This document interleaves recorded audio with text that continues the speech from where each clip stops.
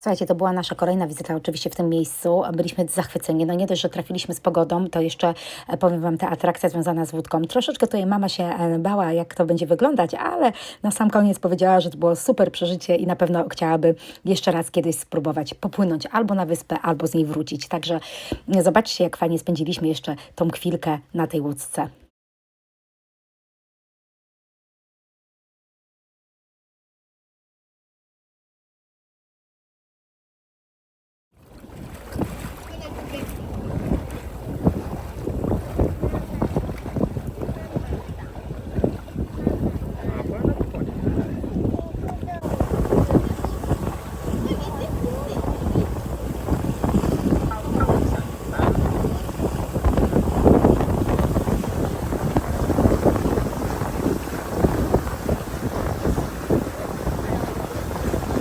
Co?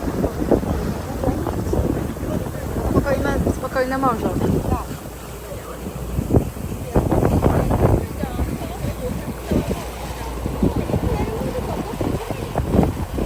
应该在内地。